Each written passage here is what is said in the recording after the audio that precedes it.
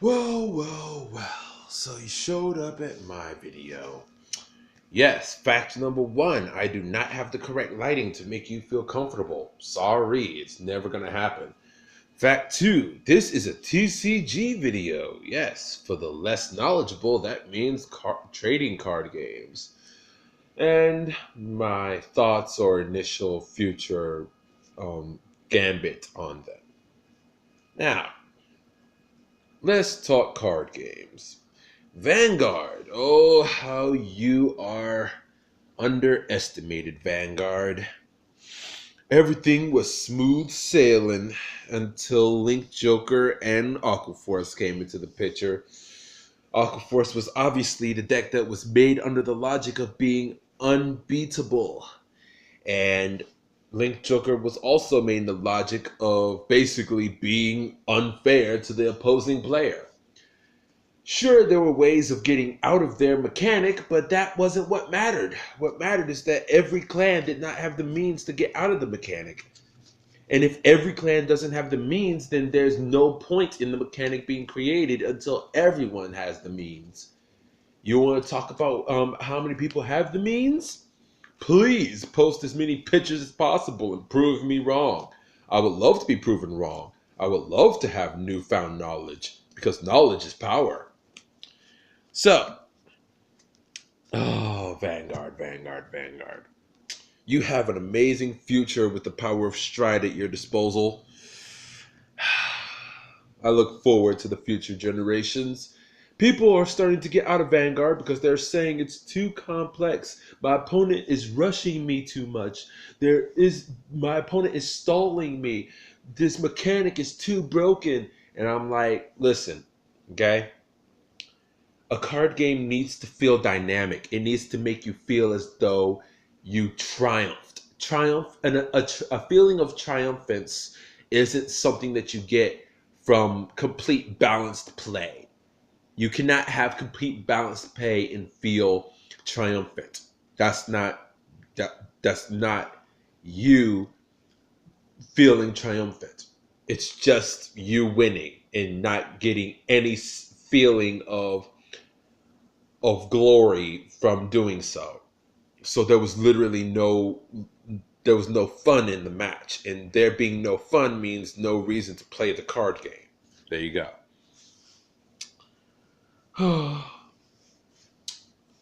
That's Vanguard for you. It's very fun, very fun. So many different archetypes, but the Dartford archetypes are based around the story of the TV show, which I highly recommend for those who want to get into the game. Because if you want to understand the game, you got to start where the TV show started. Now to our next subject. Oh, this one's gonna be painful. Yu-Gi-Oh! Yu-Gi-Oh! Damn, did you have a rough start? It was almost entirely downhill for you. Lucky for you, you have a company that made you. That company is filled with assholes who literally want nothing more but to make money every 5 seconds of the time. But hey, they're a company, right? The logic is to make money.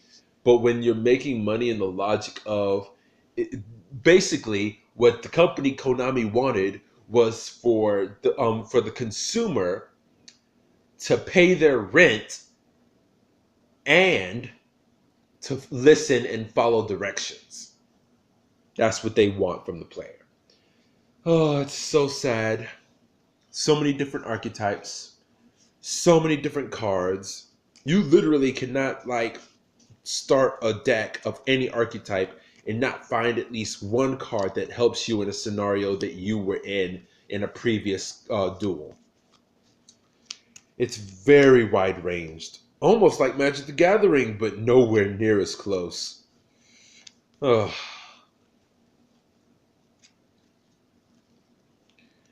oh damn. Yu-Gi-Oh! So many players are trying so desperately to cheat because they hate the feeling of losing.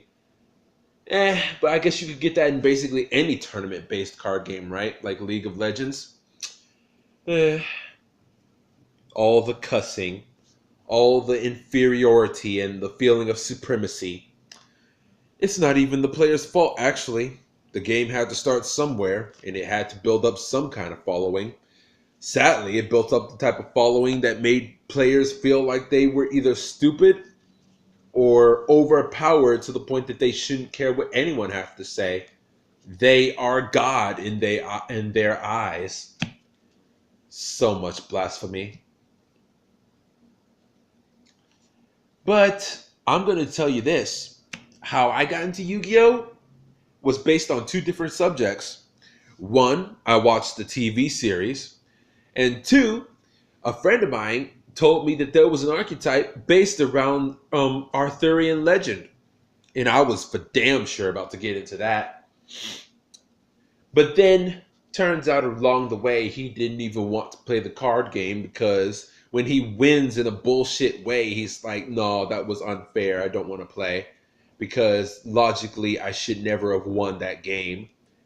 But, yeah, I don't know if you could say he's a quitter. I don't know if you could say that he's whining about how he won. But, hey, to each his own, right? You got to live life some way, and if you live it your way, then you'll be just fine. Of course, that's not always the subject in the world we live in. The world was made to be hard, and we were made to fail. The only time when we're made to succeed is when we're willing to knock down as many lives in the process to get to our goal. Same can be applied for card games too. If you want to win, you got to destroy your opponent in every way sense of the fashion. Especially for Yu-Gi-Oh! Sadly, Noble Knights won't be getting support for a while, but damn it, I pray to the almighty heavens that they do. Let's get to the next card game, shall we? Pokemon card game. Oh man, this one goes back so many years. Damn, this video's been going on for a while. Better start this with a new video. I'm going to have to upload this. Whoever's watching this and enjoying this, please share this with others so they can see how I feel and see what my inside thoughts are.